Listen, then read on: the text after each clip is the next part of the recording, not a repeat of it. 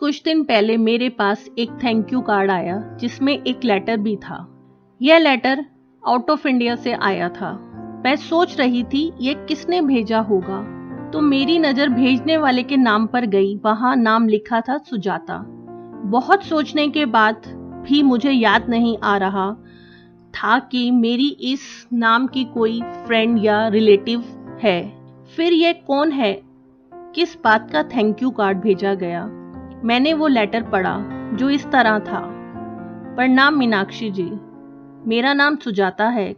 कुछ महीने पहले मैं आपके पास काउंसलिंग की थेरेपी के लिए आई थी। जब मैं आपके पास आई थी तो मैं बहुत टाइम से डिप्रेशन में थी। जिंदगी जीने की चाह खत्म कर चुकी थी। जब मेरी उम्र 45 वर्ष थी तब मेरे पति की मृत्यु हुई थी। पति की सरकारी नौकरी थी तो जिससे हमें पेंशन आती रही और घर संभालने और बच्चों को पढ़ाने में पता ही नहीं चला कि 10 साल कब निकल गए।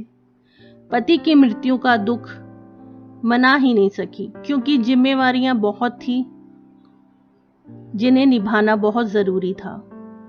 फिर दोनों बेटियों का विवाह कर मैं फ्री हो गई। दोनों ही बेटियां अपने ससुराल चली गईं। अब मैं बिल्कुल अकेली हो गई थी। धीरे धीरे डिप्रेशन में चली गई। जिंदगी जीने की चाह ही खत्म हो गई थी जैसे। फिर मैं आपसे मिली। आपकी काउंसलिंग से मुझे नई जिंदगी मिली। जैसा जैसा आपने बोला वैसे वैसे मैंने किया।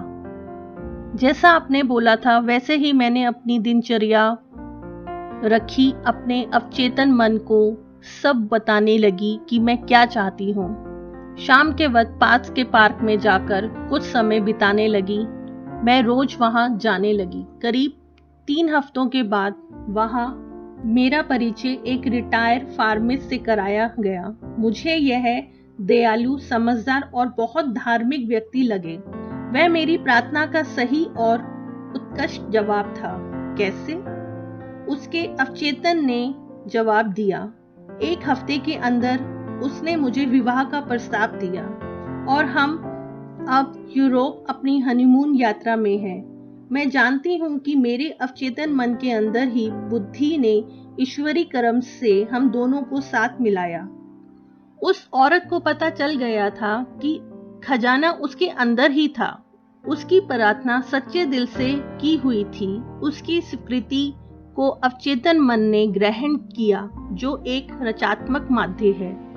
जिस क्षण वह सफल हुई उसके अवचेतन मन ने उसका जवाब आकर्षण के नियम में आधार पर दे दिया।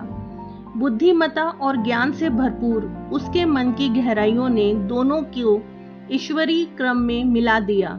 जो आप सोचते हैं उस पर यकीन रखिए। जो भी चीजें सच हैं, जो चीजें ईमानदार हैं, जो चीजें न्यायपूर्ण हैं, जो चीजें पवित्र हैं और निर्दोष हैं, जो चीजें प्यारी हैं और जिन चीजों के बारे में हमारी रिपोर्ट है, यदि कोई प्रशंसा है तो ऐसी ही चीजों के बारे में सोचिए।